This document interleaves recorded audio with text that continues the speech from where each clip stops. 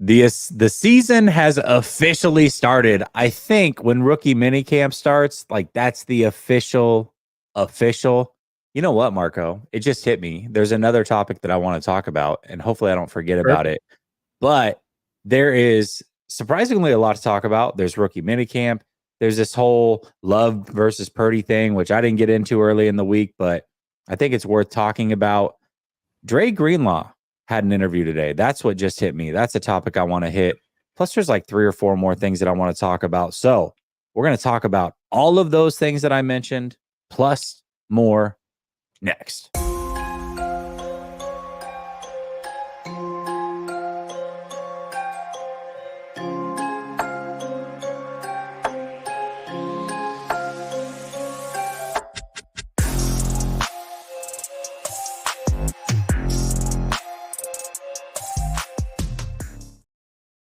All right. Welcome back to Last Second Sports, where we are giving you our take down to the last second. And it's Thursday evening, which means I got my guy Marco Martinez in the building. What's up, Marco? How's it going, Jesse? Good, man. Fantastic. I love this show every week, man. We've been doing this for a few weeks. Feel like it flows really good. I enjoy having you here. People seem to hate you as much as they hate me for our Perfect. football takes. So that's always helpful when I'm not the only one being hated on. So that's why I like you here. Makes sense. I would keep myself around too if I wasn't the least hated guy in the room. But dude, your bathroom, I saw you. I forgot to text you about your bathroom. Dude, they came out clean. Thank you, man. Yeah, my wife's a phenomenal designer. Let me tell you, she's got an eye for that stuff. We're working on the boys' bathroom now.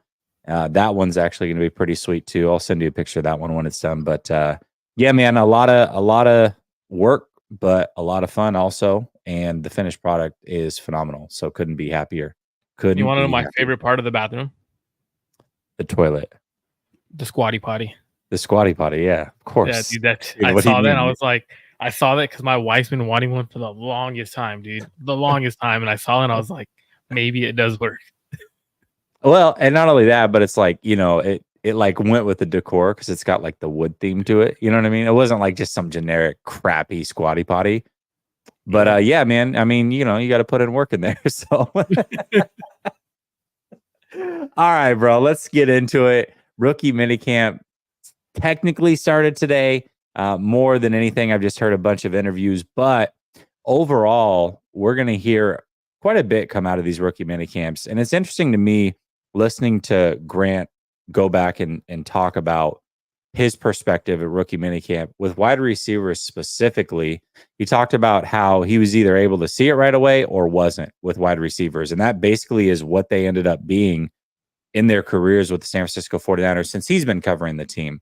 And I found that pretty interesting. I mean, I thought you could see scenarios where it's like, hey, listen, he struggled a little bit as a rookie, but he was good to go. But he's like, no, I mean, with Pettis, you saw right away, wasn't very good. Jenkins, not very good.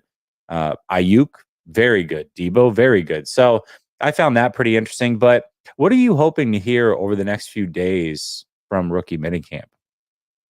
My biggest thing is I want to hear Ricky Pearsall stands out, and I want to hear Renardo Green as a dude, because those are the two guys when you look at like where they were projected to go. They were projected to be. Hey, if toilet man out of gold is perfect, man. If you could get me one of those, sign me up.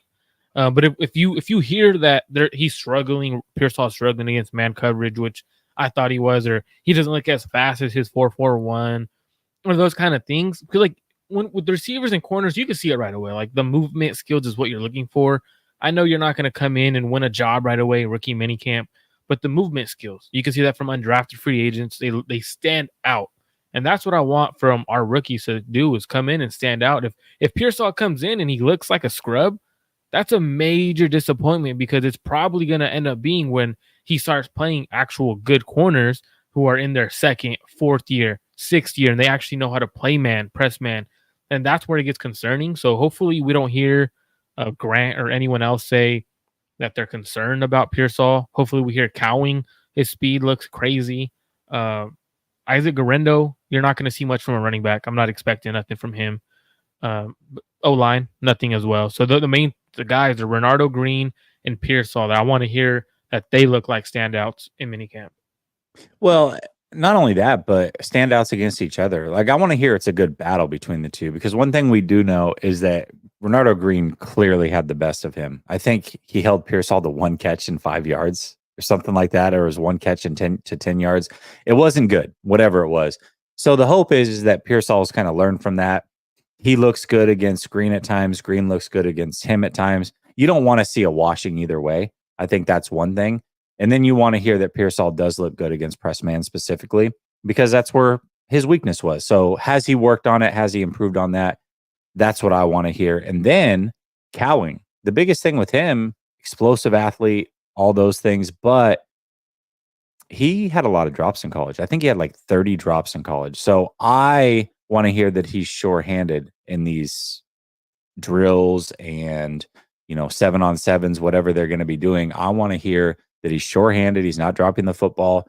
And then Garendo, does he look explosive? As explosive is what he tested? Because on film, I have my doubts with that. Does he look like he could be a true running back, because he went to 2 different colleges and was never the main running back? So what do they see from him? How do they work him in? Are they working him in more as a fullback? So I have lots of questions there as well. And then I want to hear about the offensive linemen as well. It's what's tough is 7-on-7s. It's very tough to get a good look at these guys. There's not going to be pads. I know it's harder, but just overall,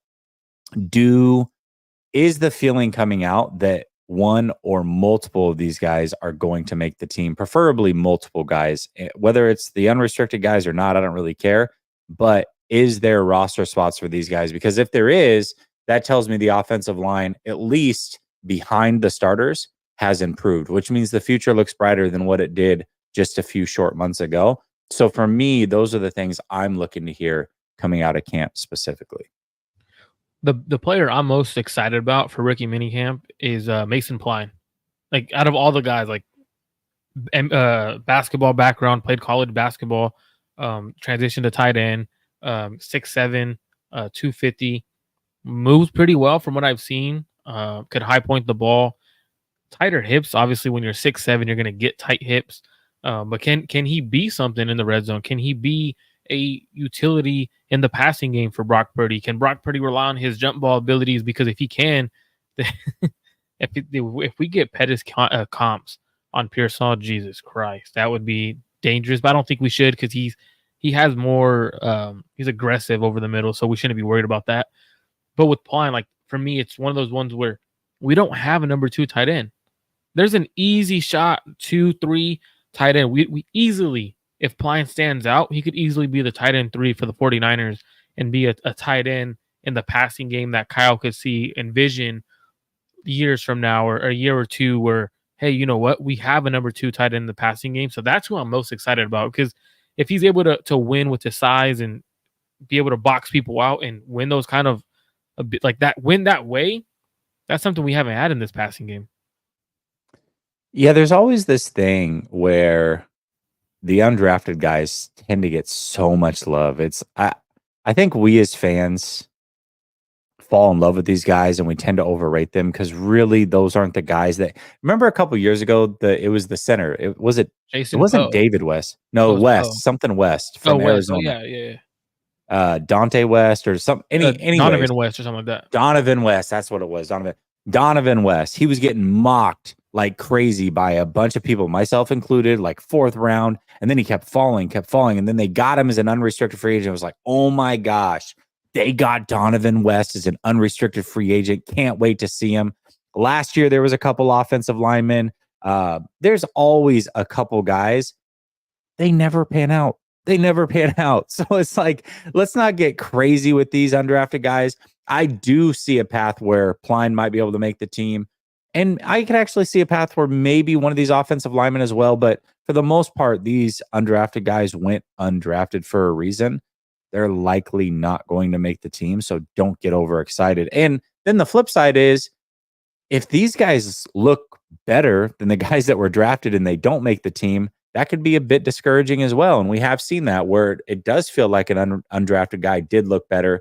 They tried to sneak him on the practice squad, were unable to make it work. They ended up keeping the draft pick. Maybe that didn't work out so well. So I don't know. It's kind of a catch-22, because if these guys do look better than expected as undrafted guys, well, then why do they look better than the guys that you actually drafted? That's a question as well.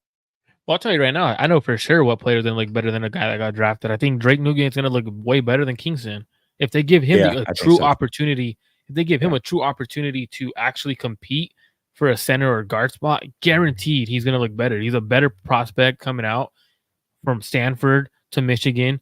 Like taking Kingston there was ridiculous. Like I would have either taken Nugent or my personal guy I wanted was Bo Limmer there. But hey, it is what it is now. So I want to see those my undrafted guys that I want to truly see get the opportunity to compete is Nugent, and I want to see. I truly don't want to see Tariq Owens, but Cody Schrader. I want to see him get the opportunity to compete with the running backs because we've seen what happens with the Niners when they trade up for a running back. They end up keeping the guy who they get later as an undrafted free agent. So let's see what happens there.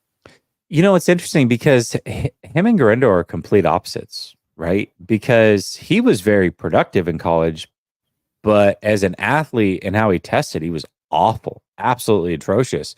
Garindo tested off the charts athletically, but he wasn't very productive. So you've literally got polar opposites of what these guys are. And I find that really, really interesting. Which guy will make an impact and eventually make this team? I'm very curious to see that as well. It would be a shame if Garindo doesn't make this team after trading 2 picks in round 5, specifically round 5 for the 49ers, because they always seem to hit. So they got rid of both of their lottery tickets there to go get this guy in round 4. If it doesn't hit and they end up going with Schrader or whatever, then that would be disastrous a little bit. So I don't know. We'll see how it goes. I had someone message me the other day. They DM'd me. They're like, "Hey, do you think Schrader reminds you of a former 49ers running back?" I was like, "Who?" I was like, "Jeff Wilson." I was like, "No, I think Jeff Wilson had more explosion, but they play the same way. They play angry. They're running downhill." So I wonder if that's what Kyle Shanahan and Bobby Turner saw. Like, hey, you know what? The last running back we had who ran angry did well. Maybe he could be the guy. I don't know, but it's also too. It's like you have Jordan Mason who runs angry, and you don't even give him. You've never given him an opportunity to become your running back too. So it's like, what's the point of even bringing in other running backs when you're going to keep Christian McCaffrey on the field 99.9% of the time? Like, are we looking for a running back too? What are we looking for? Just guys to be on the roster? Yeah, I don't know. Well, we're gonna see, but competition is always a good thing. I'm looking forward to hearing from rookie minicamp. It's just a little bit of a taste of football. So can't wait for that. Got a couple super chats here. We'll go on to the next topic. Brother Bob says, yes, Marco is way better. Not even close. And then Matt says he prefers Thursday format. Appreciate that. Matt says, Jesse, I sent you a DM about my thoughts on a change in defense philosophy. Saves me a lot of money on supers to talk about. I'll take a look at it, bud. I'll take a look at it. Brother Bob says, happy you aren't homers like Rob stats equals silly. Stats actually, I actually like Stats. I love He him, and man. I He's cool, talk. dude. Yeah, we talk behind the scenes quite a bit. I probably should do a show with him at some point, but I do enjoy Stats. He and I definitely. There's some things that we agree on, but there are some things that we disagree on as well. So I don't know. I think it'd be a fun show. Maybe I'll bring him on at some point. Dre Greenlaw. I don't know if you saw this. He had an interview, and I forget who it was with, but basically he was. Oh, I think it was the NBC Sports guys, Mayoko Yep. and yeah. Okay. So in that interview, though, I don't want to put words in your mouth. We haven't talked about this. Have you seen the interview? So I mean, I Or saw have I you at saw least clips read of the it. article I about the read the interview? article. I saw clips Okay. of it, but I read the article and how he talked about how you could go through it. But I read the article. Okay. Well, simply, what did you take away from reading that article and the little bit that you heard from the interview? Because I took some things away, and I'm curious to see if we came to the same conclusion here. Pretty much the same thing that I've been saying for the past couple of weeks is he's going to be placed on the PUP. He's going to be out for at least 4 weeks, and I'm expecting him to be back week 5, 6. And he mentioned week 6, and I think that's the timeline. There's no reason to rush Dre Greenlaw when you already have a good defense, you have a good offense. Like, it's not like he's Fred Warner. He's that missing piece where if he's not on the field, the team's gonna fall drastically. And it sounds like he's finally came to conclusion that, hey, you know what? I'm not going to be there week 1. I need to slow it down because I've been speeding up my process. All I'm doing is hurting myself. Slow it down, recover the proper way, and be ready for week 5, 6 coming the season. He mentioned he doesn't know when it's going to be, whether it's week 2, week 8 into the season. But I truly think he'll be placed on the PUP and he'll be back around that 5, week 6 timeline. Yeah, that was kind of it, right? There was a lot of optimism, especially from him, that he might be back week 1, and that never sounded realistic. But I almost got, I don't want to say a defeated vibe, but a He was vibe from defeated. him. No, he's defeated, bro. Like, Yeah, you but could probably because tell. he's not going to make it back week 1. I guess really what I got was, I want to phrase this right, because defeated means like he's not going to fight, but it was more of like a reality check vibe from him. There it is. I got a reality check vibe from him because he started to mention, I don't know when I'm going to be back. It could be week 4, 6, 10, 12. All I know is that when I come back, I want to be fully ready to go. And so for me, that was him saying, hey, I'm not going to be back week 1. That expectation was always it was unrealistic. I had hoped for that. There are days where I definitely am not able to do the things that I want to do in my mind. That can be frustrating. I have to be patient. This is a long process. So that was a little discouraging to hear because, I mean, this is a guy that when he's on the field, man, he's like Batman. You know what I mean? But now that he's not able to play, you can just see that is taken away from him and how much it means to him. I don't know. It's kind of heartbreaking, actually. I really like Drake Greenlaw a lot. And honestly, what was crazy is how he talked about how that's the same Achilles that was bothering him for a month in advance. And John Lynch came out and said that it wasn't the same Achilles. So bullshit. Your player came out and said, no, it was. Like, that's the thing that pisses me off. It's like, it's cool. Like, okay, injuries are going to happen, John. Like, there was no reason for John Lynch after the Super Bowl, or like during that press conference. I don't know if you remember, he came out, he's like, oh, it wasn't the same Achilles. It was different. It was the other one. He was battling an Achilles injury throughout the year. It was a different one. I thought that was kind of like shady to say. Now that Dre Greenlaw is coming out, like, no, it was that, and like it was the same one that's been injured. And honestly, I truly got the sense of a player going through depression right now. Like, that's what I got, at least from the small clips I saw of Dre Greenlaw. Like, he talked about how devastated it was for it to happen in the Super Bowl, and how he didn't know like what was going on and stuff like that. Like, that to me, like, he's like, I had no power in my leg, nothing. It was dead. Like, when he was saying that stuff, like damn, like, truthfully, you could feel the sense of a player going through a depression due to an injury, and he has to get back to his way. And I think he'll be back to his way. He plays like he's on fire all the time. So Yeah, it's interesting because, I always thought like week 6 was more realistic, but Lobs actually on Twitter was like, I was doing some research on it and it seems like 11 months is really that mark. And so I went and looked at it and he's right, but really a lot of the things I read were even more discouraging to the point where it's like, because my assumption is like he'll just be back and he'll be fine. But everything I was reading, and it was kind of going through like how long it took high level athletes to come back, how long from when they came back before they were actually themselves. And really the result is it's about 10 to 12 months on average. Usually that's how long it takes to get back. And it takes athletes on average almost 3 full years to fully come back. And out of the athletes that tear their Achilles, only 75% actually do make it back. So 25% don't even come back, which is crazy. But, a lot of that could be like, hey, these were fringe guys making teams anyways. Now they've torn, so I don't know exactly what factors into that, but that's a very high number. And then the fact that it takes almost 3 full years for most guys to get fully back to where they were, that was tough to read. So I don't know. We'll see what we get from Dre Greenlaw. I guess, the way that I looked at it was, hey, he'll be back and he'll be 100%. And maybe that's the case. And hopefully that's the case. But really, the 49ers do have to have some other plan in case that's not the case. And Campbell is not that plan. They only drafted one linebacker and they waited till round 7 this year. maybe they really do believe in Graham and or Winters. I don't know. I believe in Graham. I'll tell you that based off of what I saw, but I don't know where the 49ers are at. And are the 49ers like playing it a little bit risky here? Or do they believe in one of these guys? I mean, I'm not really sure, but it's a little worrisome. Like Dre may not be back to himself, especially fully at all this year. Do you know if, because one thing I'm trying to look up is the surgeon that did Dre Greenlaw the same as Aaron Rodgers? I don't think they were, I but don't think so.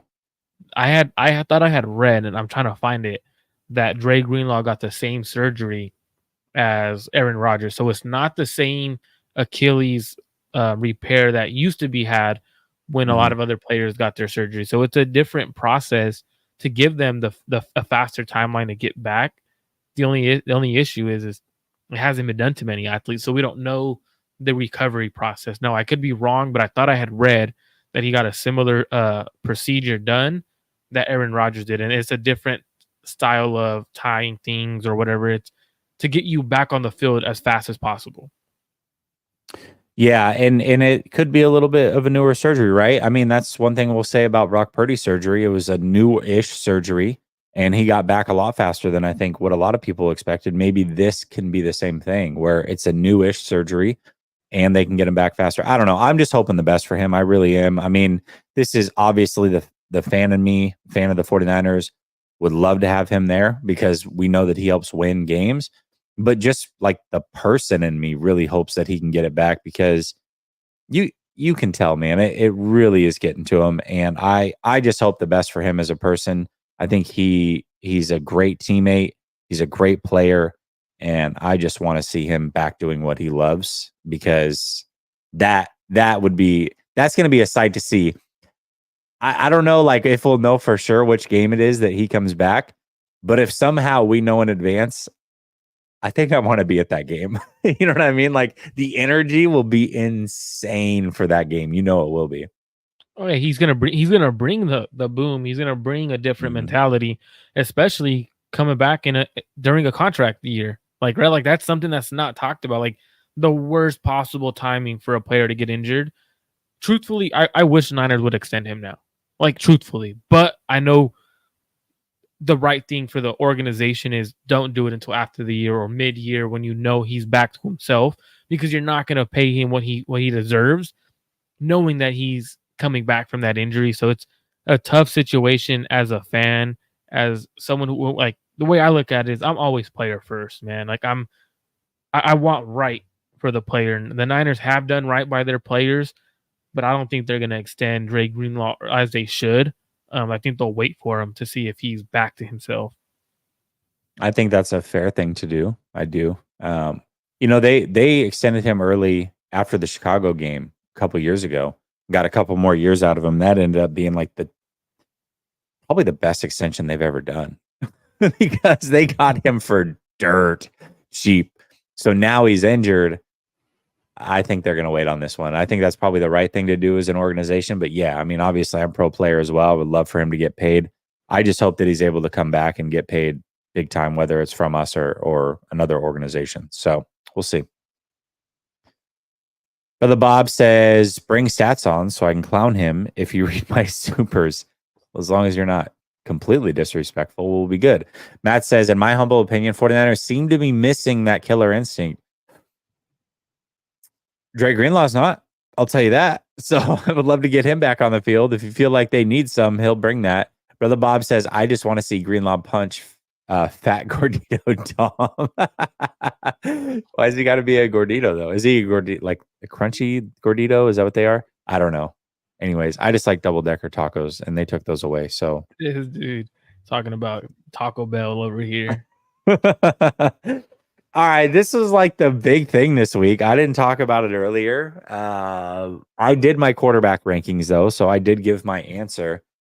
But this Love versus Purdy thing took on a life of its own. Speaking of stats, I believe that it stemmed from his show.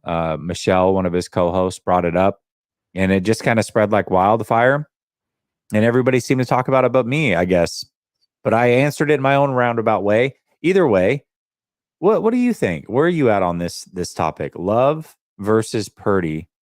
First of all, do you think it's debatable? Because Yeah, some people easily don't even think it's debatable. debatable. Okay, all right. Yeah, I just want to make it's sure like it's we're on the same page there. It's at least debatable. Some people are like, "Oh, it's just not debatable. You can't even talk about it." It's like, oh, okay, sure, bud. It's debatable. Okay, so where do you sit on the Love versus Purdy debate? so what's crazy is if I was the Niners GM during the 2020 season or draft, I believe that was the year Jordan Love got picked. Yep. I would have actually had taken Jordan Love at pick 13, which is crazy, right? Like I have a tweet Well, and out this and is this. I was gonna say this is not revisionist history. You did no, tweet it's this not, it's not. before I the did yeah, tweet yeah, this. yeah. No, So no, I I did know. have a tweet out. I'm clarifying for the audience because I just recently retweeted the tweet like a month ago because I saw it myself. So yes, it's not revisionist history. You did tweet this way back then. So go ahead.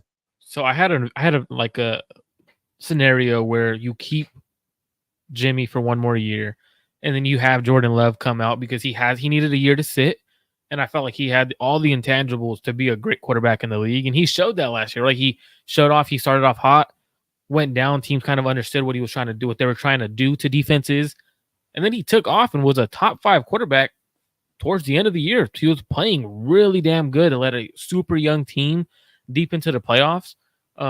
Versus Brock Purdy, a quarterback who came in with a great team that's a veteran-like team already, and he led them to a Super Bowl, and only his second year after an injury. So when you look at all this, I think there's two ways I look at it. Who's the quarterback? And this is kind of a way, I guess people are like, "Oh, this is your out to not have to answer the question," but I'll answer who's better right now. But the way I look at it is you have the better quarterback for the now, right? And I think that's Purdy for the team of the now because he already has everything. He's not doing too much. He's not trying to be this quarterback that's carrying a team versus I think Jordan Love is better for the future and the long time. Like, right, he has all the intangibles, the arm strength, the athletic ability, the everything you need. Now, when you look at both of these quarterbacks, I know the debate has been, well, Jordan Love threw 2 bad interceptions against the Niners in the playoffs. Okay, I see that. They were one of them was one of the worst throws I've seen in a long time. But are we not going to talk about the Packers dropping 2 pick sixes that would have ended the Niners season in the divisional round? Like not we would have extended everyone if we go back and those interceptions were caught. They would easily have been returned for pick sixes. Easily. We're looking at Brock Purdy in a much different light. So the fact that we're looking at Jordan Love in one way because of the playoffs, he lost to the Niners. As Niner fans, what we tend to do, and this is Niner fans in general, or I should say fan bases in general, there's homerism where we're going to back our player no matter what. I'm not going to do that with Brock or any player on the team. I'm going to keep it 100. I'm not going to sit here and say, oh, Brock's better because he's the Niner. No. If I'm taking a quarterback for the long term, I'm taking Jordan Love. I think Jordan Love is the better quarterback. I think he has less talent. He did more with less talent than Brock Purdy. And I think as they continue to grow, it's going to be great for the NFL and the NFC that they have 2 young quarterbacks to battle it out every other year or every so often. Because when we look at it, I think Jordan Love is only going to get better, man. I think Purdy's only going to get better. But if I had to choose, I don't think Brock Purdy will ever win a Super Bowl with the 49ers. I think Jordan Love has a better chance to win a Super Bowl because he has talent that you can't coach. He has stuff that you can't teach. And that's what's winning Super Bowls nowadays. It's not, hey, you need to run a system and do that XYZ. Arm talent, I'm going Jordan Love. IQ, Brock Purdy. Leadership ability, I'm actually going Jordan Love. Leading a young rookie team speaks highly of a young quarterback. So for me, I'm going Jordan Love. Very curious to hear what you have to say regarding these two quarterbacks. Well, I think it's 2 different questions, right? I think one is, where do you rank them right now? Which for me, I've got Purdy at 10, and I would probably have Love at 11. Like, I think they're close. But just because I've seen it a little bit longer from Purdy, I would say I would rank Purdy higher in this moment. But if you're just and again, I want to see it at least for one more year from both of them. Like we have to. We're talking about a season and a half and a season. So we're not talking about a big sample size.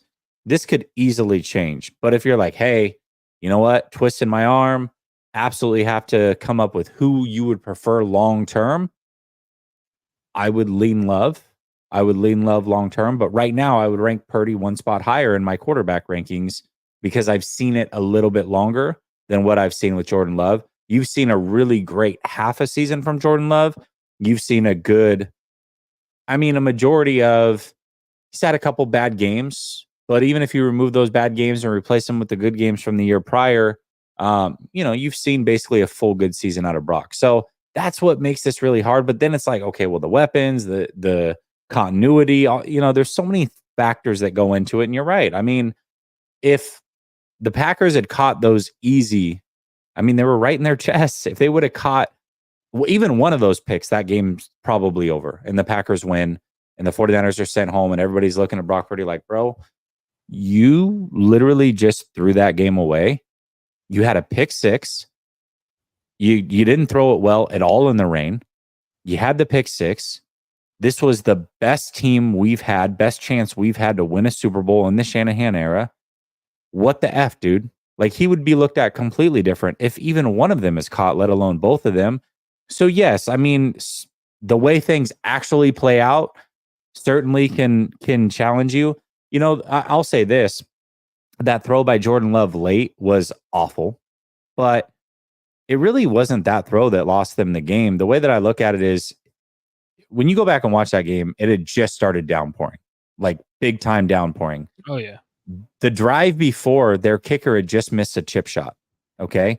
So you're looking at Jordan Love saying, well, not only, I mean, he couldn't just get in field goal range. He had to score a touchdown.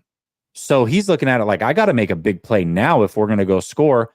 And it's dumping. Like, I got to go score, put this team on my back. So I think a young player was a little impatient in that situation. But really, where the game was lost was the two drives prior.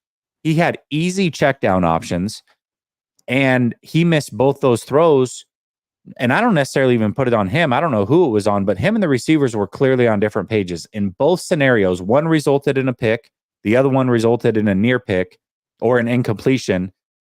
Both of those were drive-killing plays that were easily there for first downs. But what happened was the receivers, both times were in a zone.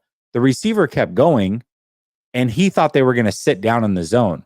So I don't know who was right or who was wrong in that scenario, but one resulted in a non-conversion. The other one resulted in a non-conversion and a pick. So that's where the game was actually lost. It wasn't that final drive. But I digress. Simple terms is, right now, I've got Purdy ranked one spot higher than I do Love, simply because there's a bigger sample size. But if you're making me take one of these guys for just any franchise that I'm starting today for the next 10 years, I would lean Jordan Love. I also reserve the right to say it's very early in both their careers. I don't know. Like, this might be clearly Jordan Love a year from now. This might be clearly Brock Purdy a year from now. I'm not sure. I don't think we're going to be, actually, I think it's going to be pretty close for the next couple of years before we really fully know. But ultimately, I do think that it is a debatable conversation. People can talk about the stats and everything all they want. Jordan Love looked really good himself the final half of the year. Can he continue that? We're going to see. I mean, I think Jordan Love put on a masterclass against, I know a lot of people are like, oh, Jordan Love didn't play good in the playoffs. Against freaking Dallas, he made Dallas look fantastic. stupid. He's fantastic. That was one of the best games I've seen from a quarterback in the playoffs.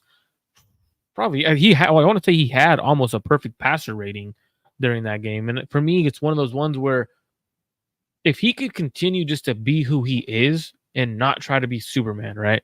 I think that's the issue with young quarterbacks, with young teams, is, again, his defense isn't great.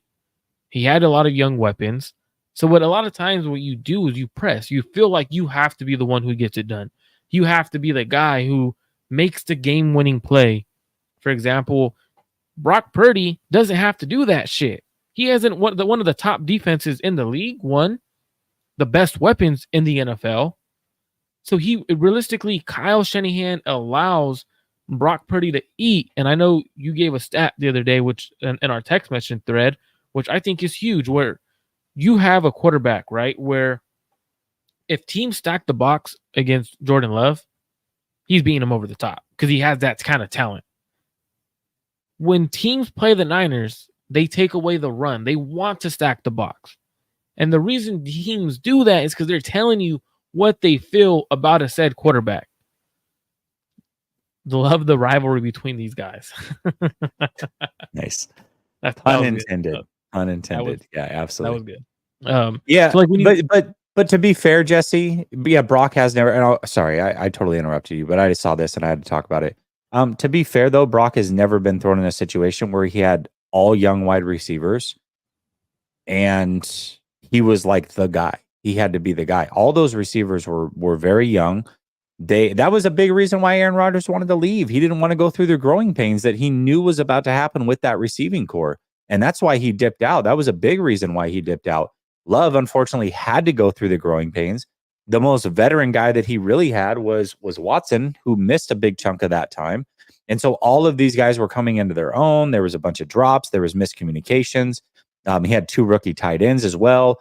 His all-pro left tackle missed the whole year. So there was a lot of growing pains that team, not just Love, that team had to go through. And I think Love was a part of that. And then once all of a sudden, hey, they all started to grow together and figure out, hey, this is what I'm capable of in this league. This is what Love's capable of. They really started to click, and then you saw what it could be. We'll see going forward. But, I mean, you're right. And that's why I said, hey, right now I would lean Purdy in this moment because we have seen it more from him.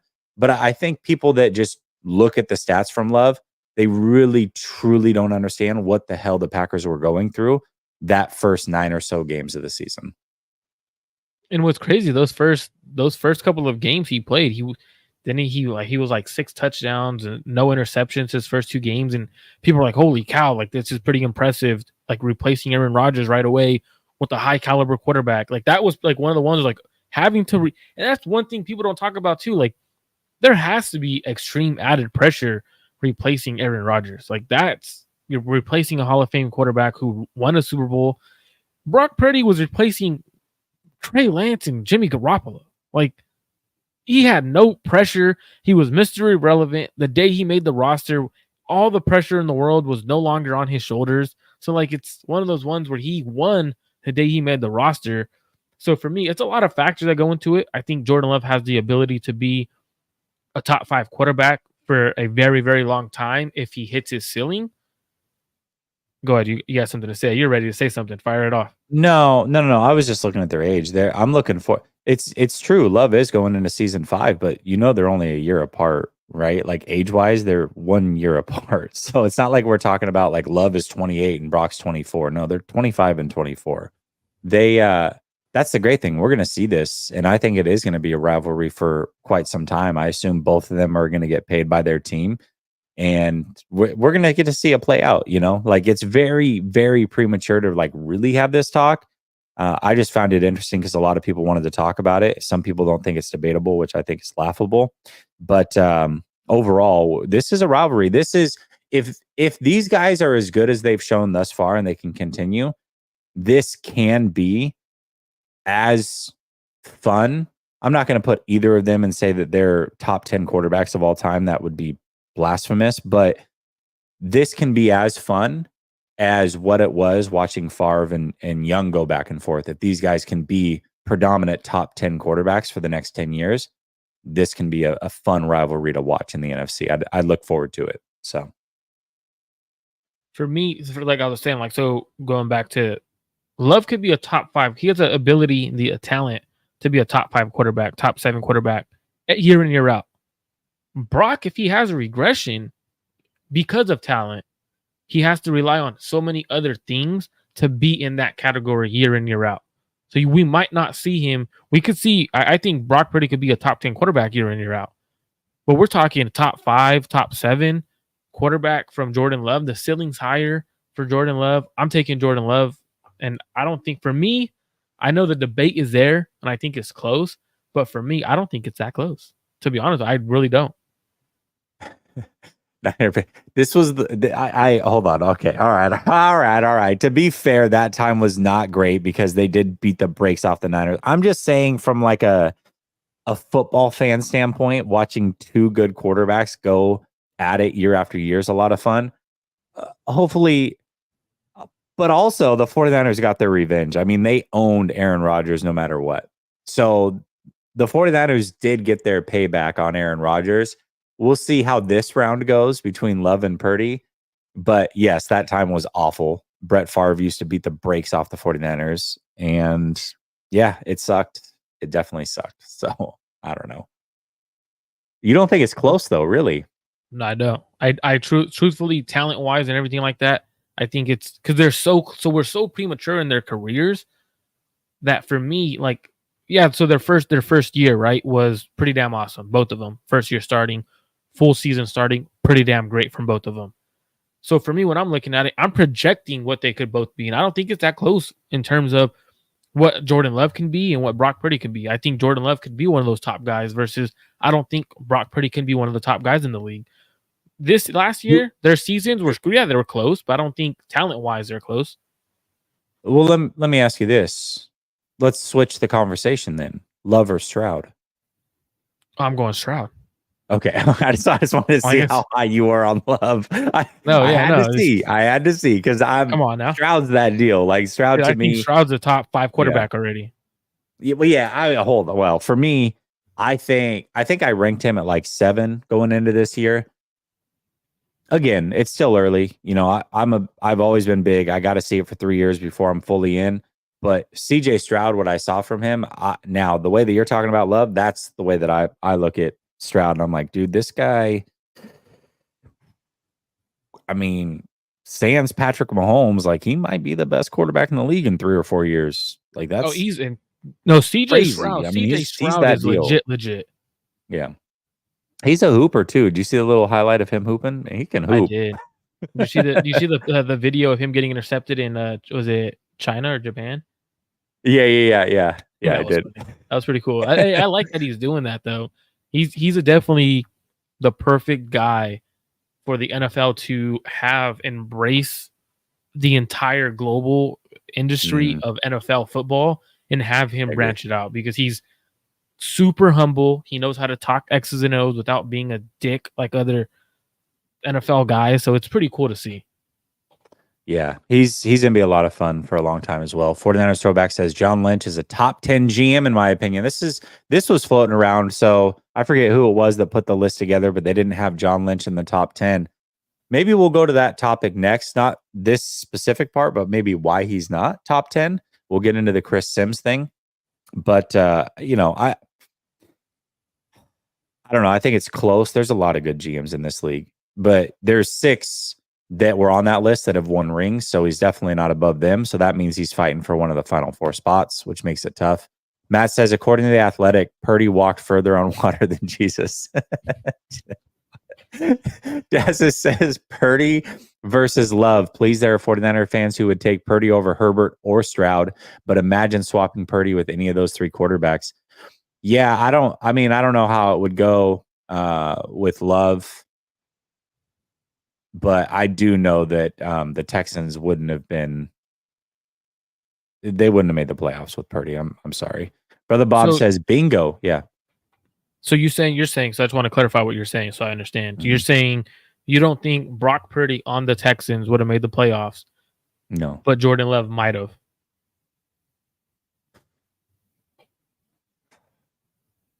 Yeah, I just, what's hard for me to decipher, Marco, is I do think that team was going through growing pains and he took a big brunt of that. But I think that he was going through growing pains as well. So Stroud came out, I think it was like his first game through like 50 passes, bro. His first game in the NFL. I could be mistaken, but it was like something crazy where it's like, dude, throwing that much as a rookie against the Ravens of all teams was his first game, if I'm not mistaken. And that's insane, dude. That's welcome to the NFL, Rook. You don't have a ton of weapons. You're putting the ball in the air that many times against the best defense in the NFL, it turns out. by a wide margin. They were the best in scoring defense, yards, everything. That was the best defense in the NFL. And that's who he started his career against. But you could see it right away. It was like instant. This dude has something special in game one, even though they lost. So I don't know that Love would have hit the ground running like that. And, you know, one game would have been the difference potentially, because the Jaguars really actually had that division until that final week. Some things shook out in the Texans' favor, and they ended up going. So I don't know. I don't know that Love would have either, to be real with you. I don't know that I can make that claim. I do know that CJ Stroud did do it, though. Okay, so I'm gonna change it up a little bit on you. Okay. So put Brock Purdy on the Packers, Jordan Love on the Packers. Do we have the same outcomes for the season? Do the Packers make the playoffs, and do the 49ers go to the Super Bowl, and do they lose in the Super Bowl, or does outcomes change in terms of, because the same system, right? Same Kyle Shanahan system.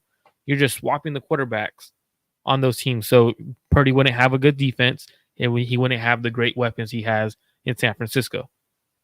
Okay, so I think both can be true. I don't think that the Packers would have made the playoffs if Purdy was their quarterback. I don't know that the 49ers would have made the Super Bowl with Love, though, either. And let me say why. A big part of why Love flourished in the second half of the season was because his coach allowed him to start calling audibles at the line. And Shanahan doesn't allow that. And so I don't know that Love, like if Love was confined to doing just what Shanahan asked, I don't know that he would have produced, you know what I mean? So it's like, Yeah. I think Purdy might have done better with the 49ers than Love did, but also Love would have done better with the Packers than Purdy did, which is an interesting perspective, but that's kind of how I feel about it. And I totally get what you're saying, because the ability to change things at the line of scrimmage and do what you want to do is huge for the Packers. That's growth from a coach who didn't want Aaron Rodgers to do that, right? He didn't. Yeah. He saw and he's like, you know what? Run my offense. Rodgers like, no, your offense doesn't work with me right now. And versus Kyle, he doesn't allow that. And I think that's something that needs to change. So that's interesting that you do say that, because I do agree. I think the Packers wouldn't have made the playoffs. I think we wouldn't have gotten to the Super Bowl because of other reasons. I think the fact that Jordan Love's always looking for home run balls and stuff like that, Kyle would have been pissed off. Kyle would have been like, dude, what the hell are we doing? Yeah, most certainly. It is interesting though. It's tough to do this. I mean, again, to me, it's like they're just, but you know, also I would say this, like there's certain teams that, based off of what we've seen from Purdy and his inability to be successful in any sort of inclement weather, he couldn't play in Green Bay long term unless this is like a fluke. But right now, like in all three circumstances, bro, it hasn't looked good in any of them. So like he couldn't play in Green Bay. He couldn't play in Buffalo, you know? So this factors in when you look at it and you say, okay, you know, I got a guy who I know that his game can travel to any weather. If you put him in a dome, obviously it would be great. If you put him here, it would be great. If you put him in cold weather, it's going to be fine. You know, Brock Purdy hasn't proven that yet. Now, he may over time, maybe this is just like this weird hiccup and a mental thing, and he's able to get through it. It's certainly not a hand size thing. He's got the same hand size as Patrick Mahomes, but right now, if you said that Brock Purdy has to play his career in New England or Buffalo or Philly, Green Bay, Cleveland, absolutely not, man. Absolutely not. There is no way that his game translates in that weather right now. It wouldn't be good. So something has to change there as well. You know what that sounds like to me, Jesse? But it's a conversation for a different day. What's that? He's not a $50 million, a $60 million quarterback to me. I mean, oh well, I've been saying that. Yeah. If we truly want to get into like the deep conversations of like Brock Purdy and stuff like that, that's why I hope the Niners pass the ball a lot more. But I'll let you keep going to the super chats, or else we'll be on this conversation for hours. We could be. Brother Bob says, bingo, homerism galore. So many fans equal homers. Yeah, I don't know. I don't like to I don't want to police how people fan. You know what I mean? Like everybody can fan how they want to fan. I I'm not going to stop him. I think it's a little weird when people get like genuinely upset about how other people can be critical of the team or critical of players. But I'm not going to tell people how to fan. That's certainly not going to happen. Dang it. I just lost a super chat. I clicked on it and then it went away. I'm trying to remember what it said. It said, God, Well, I what had you think? just briefly Why read it. you Yeah, can go ahead. scroll up real quick and find it, and I'll talk real I'm quick. But trying. I'm about the trying. homerism, Yeah. for me, it's not every fan base has homerism, right? Like homerism is the Oh, I'm part gonna of look real quick. that's why it's called fanatics, right? Mm-hmm. But it's when you have conversations and debates where if you can't step back and look at like, hey, Debo Samuel or George Kittle, Travis Kelsey, and you can't sit back and have a genuine conversation about it. And it's like, no matter what, like George Kittle's the best tight end in the NFL. Like if it's like that, or like other fan bases like Travis, like Kansas City fans are just straight, there's no conversation. Travis Kelsey's the best tight end in the league. Then that's just like, all right, that's just pure homerism. Like it's not having a valid debate or a conversation because you're coming in with just pure the mindset of a fan base. And like I think that's for me where I'm like, hey, you know what? If you're gonna talk sports, then you got to be critical of your own team. You have to be able to debate with the open mindedly. So that's where I was. I wasn't trying to say like, oh, don't be a homer. Like, hey, when it comes to Niner games, game day, I'm Oh, probably the game day. biggest homer. I'm Listen, the yeah. biggest homer you can find. Like, Yeah. we're down 30 Yes. points, and I'm sitting there like telling my Yeah. family we're gonna come back. Like, Yeah. come on, we're down 30 points. What do you think realistically? You're down No. 30. You're not coming back. Listen, bro, I get it. And yes, you're right. You're right. When the games are on, that's when it's time to be a homer. But that's to me, like I've said this a million times, but that's your only obligation as a fan is on to when the game's going on, regardless of what you think of any of the players, the front office, any of that. Your job as a fan is to root for every player as if they're your favorite player. That's your job. Once the game's over, however, or leading up to the game, you can fan however you want. If you want to be like me, where you feel like you look at things objectively and you think there are plenty of players across the league at all sorts of positions that are better players, there are teams that are possibly better than your team, then do that. If you want to be a homer all the time and it's like, oh, my guy's the best guy no matter what because he wears red and gold, then do that as well. But if you want to have a real conversation, I guess my thing is if that's the fan you're going to be, that's fine. I don't want to take that from anybody. I'm not going to gatekeep your fandom, but don't then jump into these debates and act like you're being an honest broker because you're not. Like you're coming in with a set mind that your guy's the best because he wears your uniform. And then you're the same guy that's like, oh, as soon as he's off the team, I hate him. So Yeah. you can't jump into these debates and come with a real honest opinion because you're not being objective. So that's where I would say is like that's where you just got to kind of steer clear of those debates because you're not going to be an honest broker. But outside of that, like how you want to fan, dude, fan however you want, man. You spend your hard-earned time, money, whatever. Do it the way that you want to do it. I'm not gatekeeping nobody. I remember the question. I don't remember who asked it, but somebody asked, how can Brock Purdy improve? Well, one, we talked about the weather thing. That's certainly it. I think just time in a system. I mean, we're still talking about a player who's only been in the system for 2 years. This is his first full off season. I just think things naturally, you get more familiar, you can recall things quicker. So I think all those things, but really one of the biggest things, and I think a lot of people disagree with me on this because you got a high completion percentage, ball placement. His pure accuracy is probably middle of the road, if I'm being honest with you. Ball placement, he needs to work on. It's not about just completing the pass, it's about putting it in the perfect spot as often as possible. That's where I saw a guy like CJ Stroud really excel in college. And that's why I was like, listen, this guy's going to be the real deal at the NFL. And he has been thus far. Brock Purdy, that's an area a lot of people want to compare him to Drew Brees, and that's great. But Drew Brees is the most accurate passer of all time from a ball placement perspective, not just a completion percentage perspective. Brock Purdy has to improve at his ball placement on a consistent basis. And I think he can do that.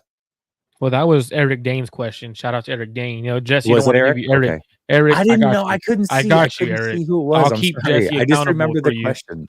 I love So shout Eric, and out he to knows that.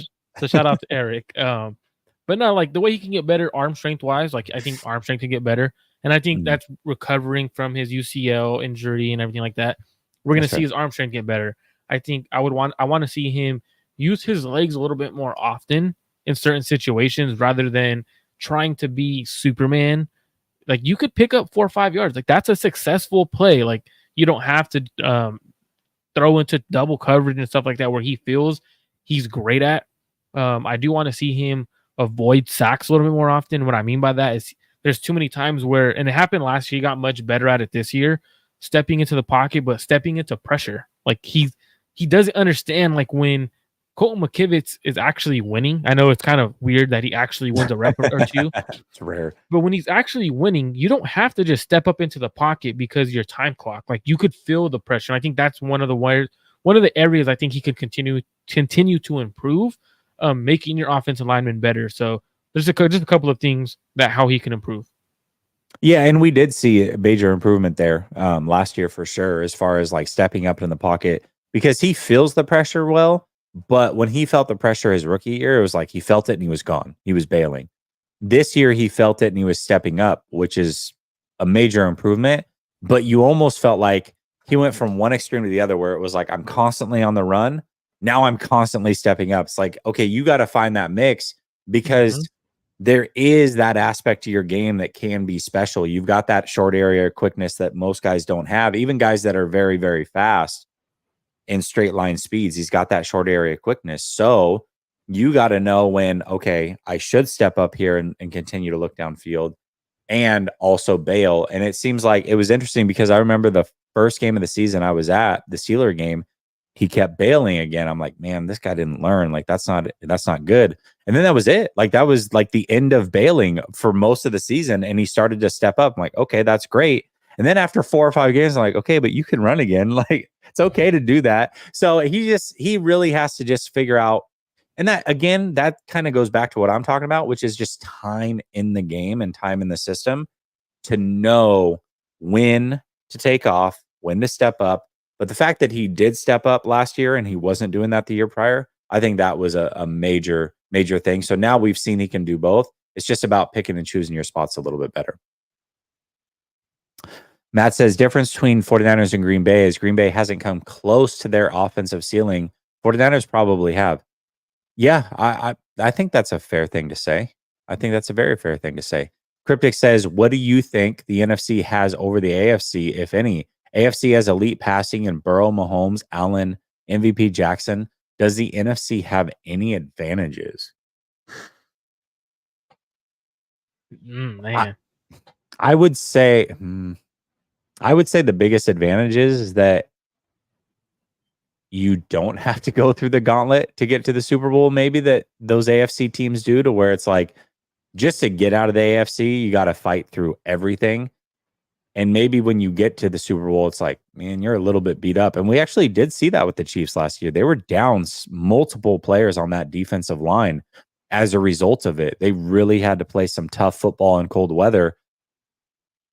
Their game traveled well, but they came away with a lot of injuries. In fact, they had 3 injuries in the trenches, 2 on the defensive line, 1 on the offensive line, just making it to the Super Bowl, which is another reason why it was so damn frustrating the 49ers couldn't pull it off because, man, we're talking about really good players they were missing on both sides of the line of scrimmage, and the 49ers just couldn't, I don't know.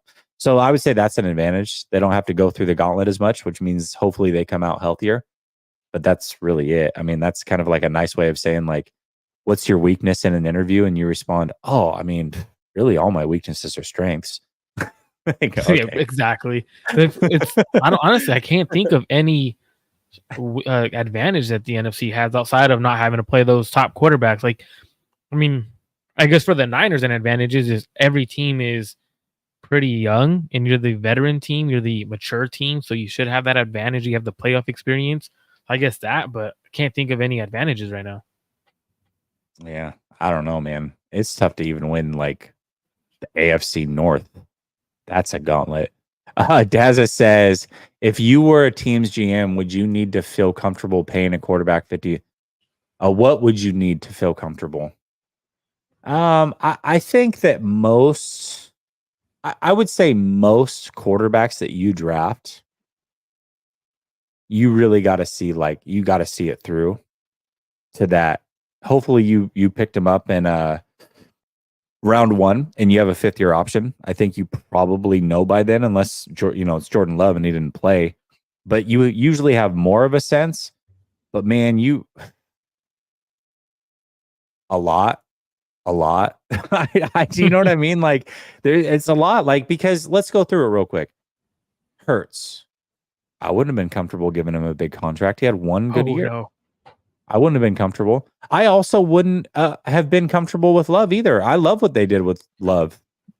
Love what they did with Love. But I enjoyed what they did with Love, where it was like, hey, we're not going to pick up your 5th-year option, but we're going to give you, depending on how you play, you can make more than that, but you can also make less than that. We're going to make you prove it. So I think that was smart. I wouldn't have been comfortable paying Love. Right now, if you told me I had to make a decision on Lawrence, I wouldn't feel comfortable on Lawrence. So this isn't just, by the way, again, people look at this, are like, you're a Brock Purdy hater. Look, what more does he need to do? A lot. This is not a standard for just Brock Purdy. This is me looking at quarterbacks across the league saying there's a lot of quarterbacks that I wouldn't have been comfortable. Like, really, the only quarterbacks in recent history that I for sure would have been comfortable paying would have been Mahomes, Herbert, because he came out right away. Mahomes did it in year 2 and was setting records. Herbert set the rookie record before Stroud. And then, so Mahomes, Herbert, even Allen was a little bit dicey, just being real. I mean, I loved Allen coming out of the draft. So, because of that, maybe I would have been a little more comfortable, but even that was a little dicey. So I don't know. I mean, it takes a lot for me. It would take a lot for me to feel comfortable. I'll say this. Would you have paid Dak? Your option? No. Same. No, I wouldn't. Great team. Everything around him was perfect. Everything around him was perfect. When things start to go wrong or your defense regresses and everything else becomes less, how does that quarterback respond? Can that quarterback lead a team without having anything? And I think that's, for me, what you're talking about. Some of these teams, the quarterbacks, they came in day one and they made their team much, much better. So that's, for me, what, like, the start one, where it has to be. Yeah, I mean, you have to be in the special of the special, where it's like you clearly weren't on the best team. You clearly made a gigantic difference, and you did it 4 years in a row. Now I'm comfortable.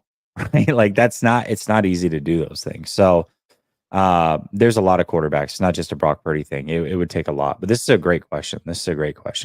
For me, it's at least 2.5, 3 years, because if you don't get, for example, if you get a quarterback and he's not a first round draft pick, that time clock, it comes faster.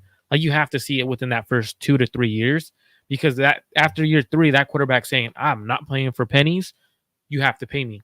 For example, I know you said Josh Allen, maybe. I would have paid Josh Allen for sure. I mean, his third year was 37 touchdowns, 10 interceptions. But year 2, he showed drastic improvement from year 1, and he was starting to carry that team. He was being that guy where a lot of weight on offense was on his shoulders.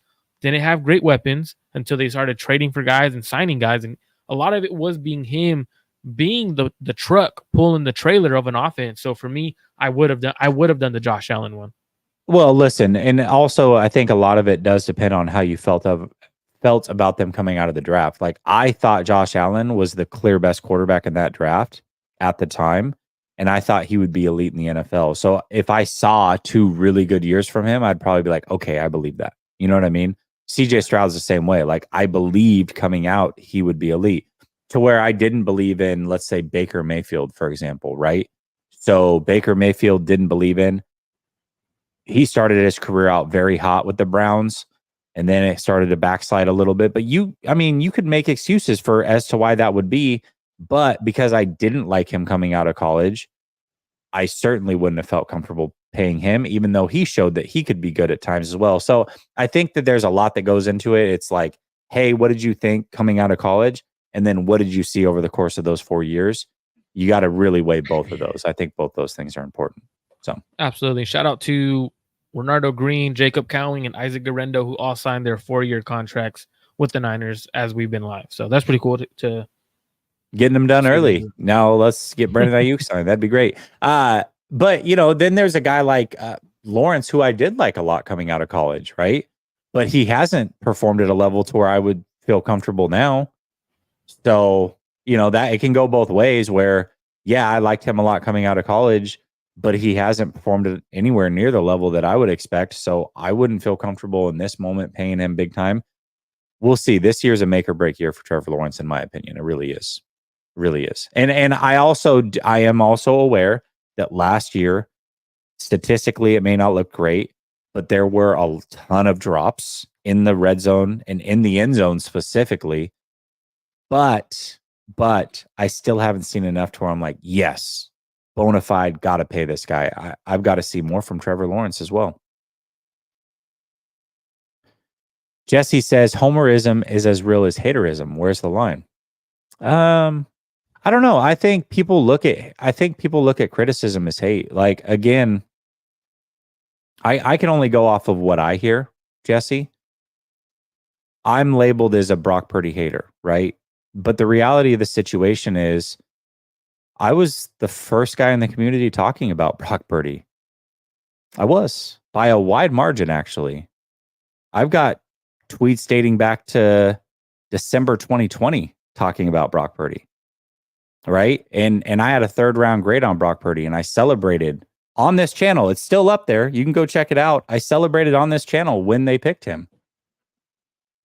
But now, because I won't acquiesce to him being a bona fide, gotta pay him elite quarterback, all of a sudden I hate Brock Purdy. So it's like, I think the beauty's in the eye of the beholder. Like, that's the way I'm viewed now. And that's fine. I don't care. I mean, I know where I stand. I know how I feel about it. I like Brock Purdy. I just don't think he's elite. And I think both those things can play at the same playground. But, over time, because of that, and because I was a big Trey Lance guy, I'm viewed as a hater. But really, I was the first guy on Brock too. You know what I mean? But nobody remembers that. Nobody talks about that. So I don't know. I think it comes down to what you think it is, I guess. All right, let's go to this one, because this came up in a super chat. Somebody said that they think that John Lynch is a top 10 GM or executive in this league. He was not ranked in the top 10. Do you know who put that list together, Marco? Do you remember? I don't. I'll pull it up right now. It doesn't matter. Either way, he wasn't ranked as a top 10 general manager. The reason for that, and that wasn't the full topic, or that was actually not any of this topic, but I want to answer a previous question that came up in a super chat where somebody said that they feel like he is top 10. I think the reason he's not top 10, or potentially could be perceived as not top 10, first of all, there's multiple guys that are there that have won rings that are in a standing position. So you got to put them above him. I think there's about 6 or so guys that are in that situation. So you got to put them above him. So to get into the top 10, he's got to be one of the final 4. Well, for a reason, like Chris Sims coming out yesterday on his podcast and saying, do you think Ricky Pearsall was really a John Lynch pick? It absolutely was not. It was a Shanahan pick. And if you think that Shanahan's not running the show and isn't the final decision maker on every single one of these things, then I can't break it down for you any easier. Like, he is, bar none, absolutely the final decision maker on all of these things. So can you be rated a top 10 GM if you don't even run the show, man? Your coach is the one running the show. For me, this validated a lot because I'd been talking about this. I remember going back to their first press conference with the team. John Lynch basically said this in the press conference that, hey, you know what? I make the 90-man roster. Shanahan's responsible for the 53. Then somebody asked a follow-up question. He goes, well, Shanahan contractually also is a part of the 90-man roster. I'm like, okay, so Shanahan's actually running the show.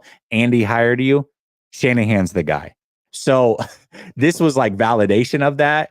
But for his best friend to come out and say, like, yeah, Shanahan's the reason that Pearsall's here, and Shanahan is the guy that ultimately has the end all be all with this team.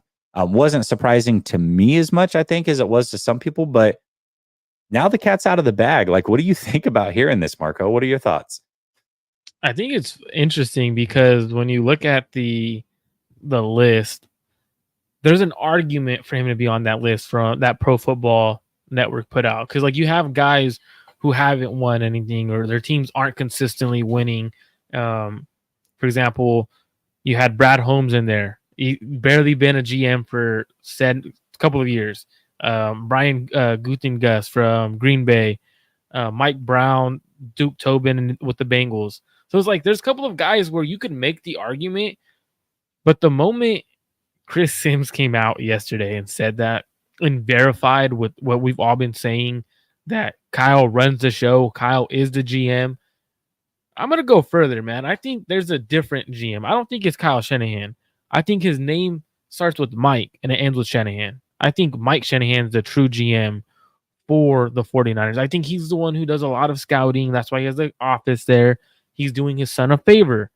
This is who you should draft. These players fit my system that I ran, the system that you now run. I think Mike Shanahan has a lot of say into it. And I think that's why where it's Kyle is the one who's making these picks, XYZ. But at some point, John Lynch is going to have to do something, man. Like, if you really want to be respected around the league, if that's what the narrative is around the league, you either got to go somewhere else or you have to be a guy that's truly drafting and building the roster because you're never going to have that with Kyle Shanahan. Truthfully, you never will. I think that this is why Adam Peters wanted to leave as well. Because from everything I understand, Shanahan specifically really liked Adam Peters. And money wasn't an issue. They would have paid him whatever he was going to get as a GM to stay here. They really wanted him to be here and eventually probably be that GM. But he was always going to have to acquiesce to Shanahan, no matter what. So no matter what, it was never going to be his vision. It was never going to be his team. It was always going to be Shanahan, always. And that is always going to be the perception here. So he wanted to get out of that shadow. And that's why he left and went to Washington and took that job, in my opinion. That being said, Lynch is also in that same boat a little bit. You know what I mean? And I'm sure that they have a decent working relationship. They certainly did in the beginning. You know, they were excited to work together for sure. But Shanahan's absolutely the guy. He's always been the guy. He's always going to be the guy as long as he's here. And so I think that there's credit that comes with that, a lot of credit that should come with that. But there's also a lot of things that you can look at and you can scrutinize because of that. But to put an executive in the top 10 that's not even technically the guy, that's tough to do. Right? Like, that's really, really tough to do. So I don't know. I don't know that I would have put him top 10 either. Yeah, I would mean it's a debate. Like, it's up there. I could see the argument for him being in the top 10 because he has, I mean, technically, if that's your title, I guess you get credit for that being the title, but I don't see him being that true executive. And yet someone had a comment, it was like regarding Mike Shanahan has an office in the building. Yes, that has been public actually, that he has an office in the building with the Niners. That Mike Shanahan does? That Mike. Oh. I mean, it's for when he comes and visits Kyle, he has his own office. That's and it's been public. Yeah. I knew that. No. You're right. I did know that. I'm not. He also, but Kyle also says that he sends him film. Like, this isn't like. Yeah, it's not. News. It's not. Yeah. Okay, here's a question, and then we'll never know the answer to this. Do you think Mike has more say so than John Lynch? I mean, technically, yeah, right? Not Kyle. I mean, Mike. Like Mike. Yeah, technically, yeah. Because if Mike's telling his son Ricky Pearsall is a can't miss prospect, or if he's telling him XY this player is the dude, you think Kyle's not going to take his dad's advice? And you think Kyle's not going to put this in his? Remember, Kyle falls in love with players, right? Kyle's going to fall in love with this player because his dad is putting this in his head, and he's going to like, you know what? I need to draft that guy. So he kind of does.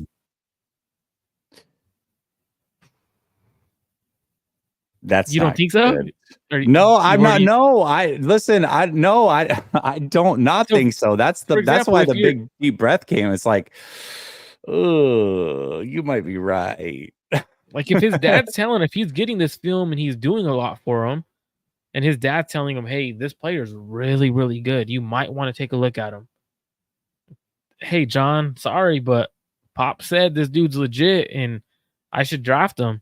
I'm not saying, I'm not saying that he did this with Pearsall or he did this with XY player. I'm just saying if his dad wanted to influence the draft, he could by putting this in Kyle's head and say, "Hey, this player is the dude you need to take. He fits your system. He fits what you guys need." And Kyle Shanahan's going to take his dad's word. He's going to watch the film. It's probably going to be a player who's pretty good, and he's going to take it and he's going to run with it. Oh man, that's discouraging. I don't. And listen, I'm not trying to like cause anything. I don't know that to be true, but you can see a path, right, where Mike does have more like say so as far as like what happens. Didn't they want to initially, weren't they looking at Mike like a year prior, if I'm not mistaken, before they hired Kyle? Like when they brought in who was the last coach they had? Was it Chip or was it Tom Zula? I can't remember. Chip Kelly, I believe.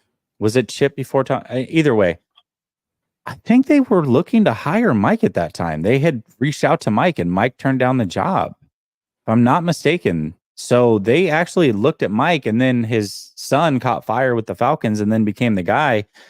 But I'm sure that was a part of the discussion where it was like, hey, you're kind of getting a 2-for-1 here. Like, my dad's not going to coach, but like he's going to be a part of it.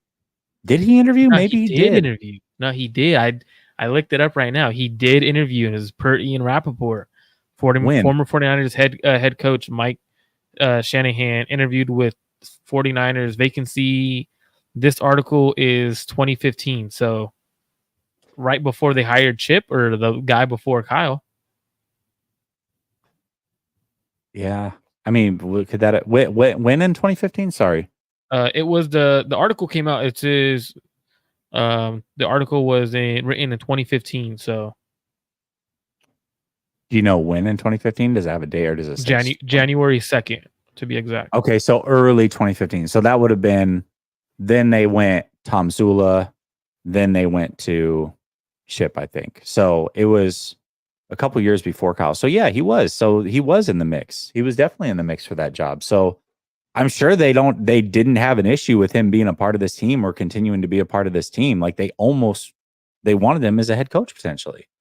So yeah, he might. I mean, he might have a big say. That's crazy, bro. They should have just made him the GM, to be honest with you, at that point. Like, yeah, right. I mean, that's like, I don't know. The GM that I thought was going to be hired was Louis Riddick. Yeah. At that time. Yeah, absolutely.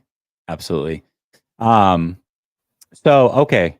I want to do this real quick because I've never done this on a live show and I think it'll be funny. Doing this one time and one time only. You guys make sure that you guys let me know if we can hear this. Oops. There we go. Entire screen. There we go.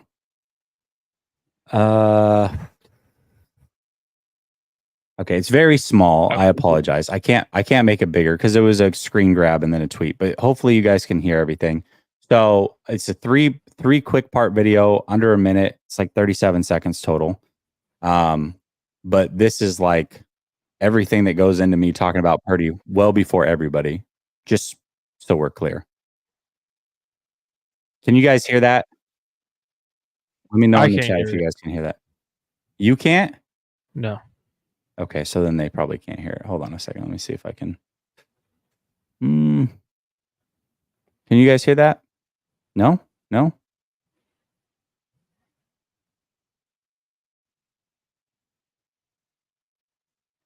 Could you guys not hear it?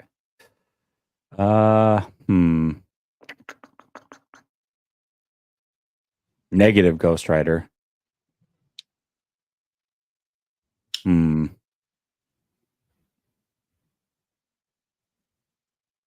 Sorry, guys. He's a grandpa when it comes to technology. So I know. Listen, shut your mouth. All right. Goodness sakes. My apologies.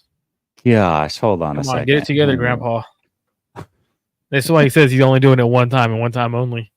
Because I can't figure it out. Oh, that's too funny, bro. Hold on a second. Let's do this. Present. Okay. Also share tab audio. Oh, okay. Let's try it this way. Okay. Hopefully you guys, I don't know if you can hear this or not. Let me know. Let me know in the chat. He's been playing well, bro. Can you hear that, Marco? All right, perfect. See, I figured it out. Okay, so this was my old co-host. He did the Lion stuff. This was right after Brock Purdy had started playing, and he's talking to his co-host about Brock Purdy. But that's the first part, and then it goes into other things. He's been playing well, bro. He has. I'm gonna give him his credit. Shout out to my guy Naylor. Mm-hmm. He texted me though. Hey, a quarterback y'all should target late is Brock Purdy. I'll screenshot you the text. I'm like, Brock Purdy. I'm like, okay. He's like, yeah, man, it's this kid. I think is he out of Iowa State? Iowa State somewhere. Yeah. He's like, it's a kid out of Iowa State, man. Like, y'all should target a quarterback named Brock Purdy. Because after the draft, we talked about it, like, hey, you got the quarterback that you told us to get. He's like, yeah, I know. That's sweet. He told me about Brock Purdy. He's holding his own, man. He be hitting on quarterbacks. You hear that? He been hitting on quarterbacks. He knows. All right, this is me. March of 2021 on Grant Cohn Show.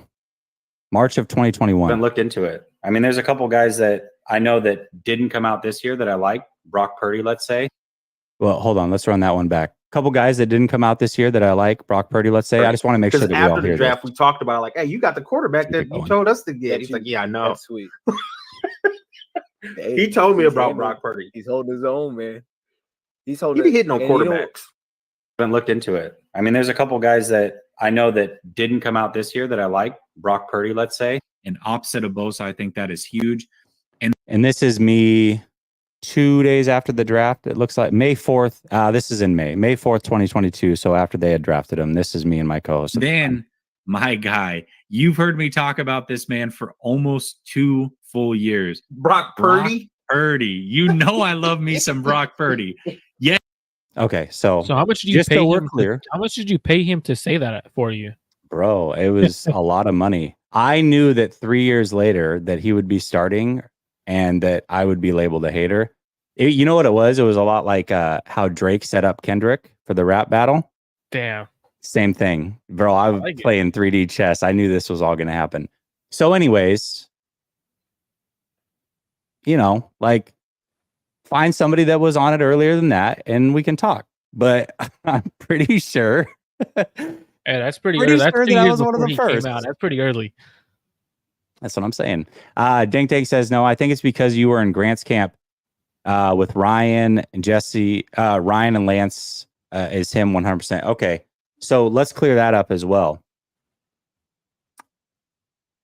During that same show where you heard me talk about Brock Purdy, it was either that show or one of the ones prior. I was like, man, the 49ers draft Trey Lance. Like, it could be like the worst disaster, but it could also be like the best masterpiece Shanahan's put together. I was the one, like, I brought Lance to Grant. Like, Grant fell in love with him, but I also brought Lance to Grant and was like hyping him up. So if anything, like, blame me for getting Grant so onto Lance, because I was the one that brought him on to Lance as well, because he actually was more against it than I was. And then over time, I started watching film. I'm like, I don't know, dude, this Lance guy, I really like him a lot. And then he kind of got on board as well. So blame me for Grant's love for Lance, I would say. I know it didn't. The fact that you did that is Grant was also big on Jordan Love, because I had texted him like, dude, when I was writing for him at the time, I was like, dude, the Niners got to draft Jordan Love. He started watching him and he was like, dude, I see the vision. I see the vision. So it's funny that like it's one of those ones where like you tell people about someone, they go and watch them for themselves, and like it's pretty cool to see. Jesse says that comment. I know it wasn't about me. I just wanted to kind of put myself in the shoe of like what a hater is, because I just don't know like what the line is. You know what I mean? And so I can only look at it like from my aspect. And so that's why I did that. But I know you weren't talking about me, Jesse. Nicholas says, do you think it keeps Larry up at night saying you were no, because Larry, first of all, Larry admits that he wasn't big on him in the draft. Now, Larry hit though too, right? Like Larry hit on the second half of that, which I did not hit on. Once he was drafted, I liked Purdy and I liked Lance, but I liked Lance more. Larry liked them both as well, but he did say that first training camp that he felt the next year that Purdy would be competing for a starting job on the team. So Larry hit too. Like he hit in a different way. He hit once he was in the NFL. Coming out of college, he didn't like him. Like as a scout, he said that he thought he had a weak arm and he was undersized and he threw the ball up too much for grabs. He was not a fan of him. But once he saw him in person, Larry was on it. So I'm not taking anything away from Larry. I just know that I'm sure there were people that were on it as early as me. I don't know that any of them were the content creators, though. So somebody would have to show that one to me. PDX Niner says that speculation is a bit rich for me. Need proof. What speculation? I think he's talking about the Mike Shanahan having say or Mike Shanahan having. Oh, yeah, for sure. No, it's what. Listen, No, it's just 100% speculation. 100% speculation. So, what did he say? Amazing beard growth for the stage video. I agree. It's staged. It's This is AI. bro. That's AI, bro. AI, bro. It's AI, bro. Do you have time for one more or do you gotta go? We've been going for an hour and a half. I'm done. Okay. All right. So one more thing, because I found this interesting. This was on Golick's show. So it was Mike Golick and his son. And I forget who it was that was on there, but he had made like a flippant comment about the schedule, and that he basically said, like, who cares about the schedule release? It's like, you're going to play your opponents. Who cares? You play them. You know you're going to play them. Nothing changes with the schedule release. I vehemently disagree with this. Are you in that same camp as him where it's like, hey, the opponents are the opponents. Who cares where it's situated? Or do you feel like, hey, there is something to how or when you play these teams? Are you coming off a bye? Are they coming off a bye? Are you traveling after playing at home? Like, do you feel like that plays anything into it? Or are you with him like, hey, the opponents are the opponents, like nothing changes when the actual schedule is released? No, yeah, definitely. The schedule definitely matters, man. One, when he was like, right? no one cares about it. One, the players and their families care about it, like for sure, like because they need to know when to have their families around. But even then, are you traveling across to the East Coast every other week? Are you playing? If we play, for example, when we play the Chiefs, are we playing the Chiefs and they're coming off a bye week where they get healthy and we're banged up? We're coming off a short week. Like certain things, like it plays a big factor on when you're playing teams, because I know people look at it. What year was it when we went through that gauntlet and we were like 9-0, the 2019 season? We're like, oh, everyone was looking at like, damn, this is gonna be a tough stretch. If the Niners can make it out like with 2 wins, 3 wins out of the 6 games, they'll be great. They ended up winning most of those. I believe they won every game of that gauntlet. So it's like looking at the way the schedule is set up, it matters a lot. Are the Niners in London next year? That plays a huge factor. People understand when you're traveling and you get injured, for example, if you have swelling, that swelling is not going down until you land in Santa Clara and they're able to work on your injury, because that elevation, it makes your knee, whatever, ankle swell up again. So it does matter. Like people, when they say that, okay, like of course you're gonna lace them up with X team, whatever day it's gonna be, whenever it's gonna be. That's true. You're gonna lace them up no matter what. But there's definitely a big factor in terms of when you play someone and where. Yeah, I agree with that completely. In fact, I think last year when I just went through the opponents, I had them at 13-4. And then when the schedule came out, I switched it to 12-5. And I remember I think it was not last year, the year prior. Was it the year? No. 3 years ago. It was when they played Tennessee on a short week, like right before like Thanksgiving or Christmas or something. It was towards the tail end of the year. They were playing Tennessee on short notice.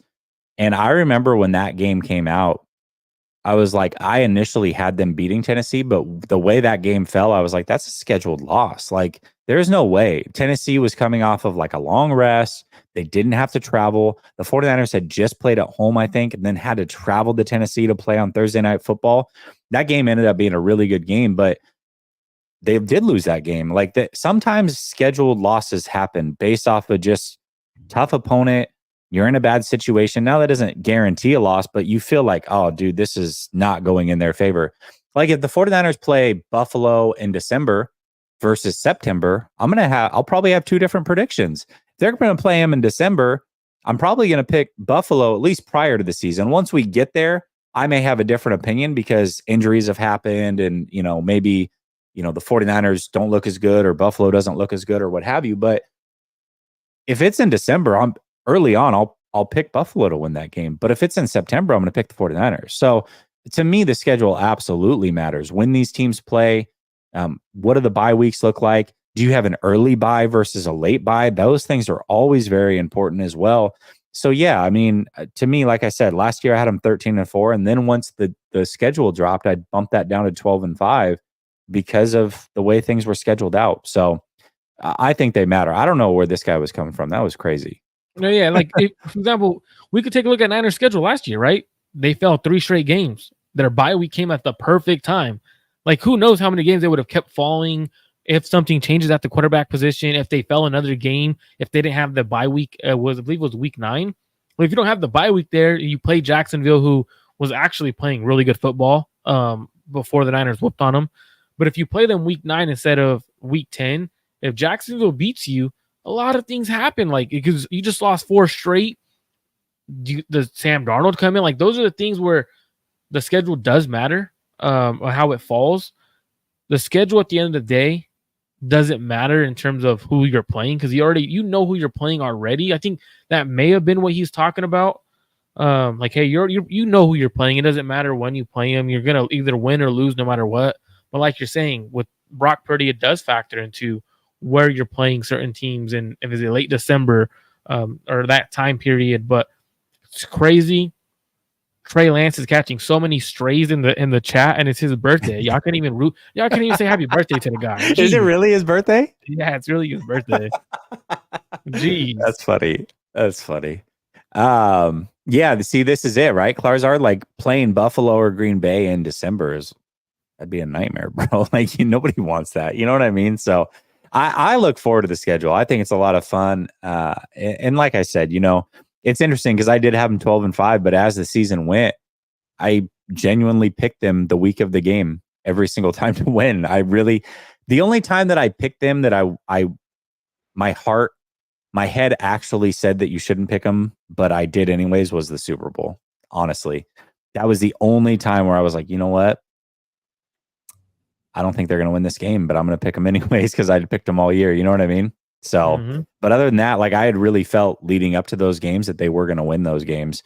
And, you're obviously not going to win every game, but I felt in that moment they were. So, even a preseason schedule prediction versus like how you feel week of, everything can change. Everything can change. Chris says, I don't think you're hating. I just don't think you factor in quarterback confidence, intelligence, calmness, poise. But Chris, I do, because that's why I had him as a 3rd round talent, right? Like if I'm just going off of what Brock Purdy looked like physically, then I would have never, ever believed in him as a 3rd round talent. Like can you imagine how asinine that I would have looked if he didn't pan out? To be like, dude, why did you ever think that? How could you think that guy's a 3rd round talent? He was the last pick in the draft and he sucked. Well, then I would have pointed this. I'd have been like, well, his confidence, his intelligence. That was a big reason why I was a big Trey Lance guy. It wasn't, everybody's like, oh, you love 6'4" guy. Like, yes, of course, this is athletics, by the way. Don't know if you know, but you're talking about the best athletes in the world. I think athleticism does matter in athletics. Call me crazy, but that's just me. That being said, it's not the most important thing.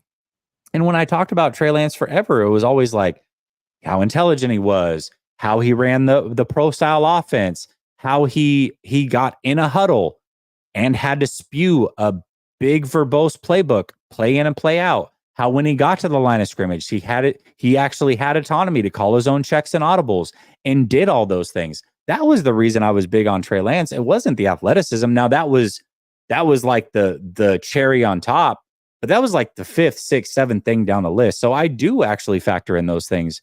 100% I do. So I If don't know only where he was that able to call that's coming from. audibles. If only Trey Lance was able to call audibles, would he have audible? That would have been the difference, of man. that run. Oh, he probably would have, because the week of the game he kept saying that he didn't feel comfortable running those plays, and then he ran them and snapped his leg. Man, that's crazy. Steve-O says, gonna need to see more clips on Purdy before I judge you. I don't really care. I'm not. Listen, it was more of a thing because people said that I wasn't first on it, and I disagree. So I've got receipts. So tell me otherwise. But listen, if you think I'm a hater, then I'm a hater. I don't really. You're a I can't change your opinion. I definitely am a hater. I do have an undergrad. No, I don't. I don't. Dude, if you Demarcus did that, bro, Russell, that's dude. crazy. Actually, let me move the camera. It's right here. No, that's wow. Talk about a major bust. Jamarcus Russell, man. Ugh. Anyways, all right, brother. Hey, man, thanks for doing these shows with me Thursday. Really appreciate it. I don't know how we got an hour and a half out of this show. That's kind of wild. I always think I always have this fear during the off season, especially. I'm like, God, how are we going to make it to like 45 minutes? And then every single time it ends up being crazy long. I don't know how that happens, but appreciate you for being a great co-host as always. Next week, the schedule will have been out. We will have seen rookie minicamp, so there's going to be a ton to talk about. Look forward to that. Everybody in the chat, everybody that contributed either with messages, hitting the like button, subscribing, super chats, anything. Appreciate y'all. Love y'all. Stay blessed. Have a great weekend. Unless something crazy happens, you'll probably hear me Monday. See you then. Peace. Peace.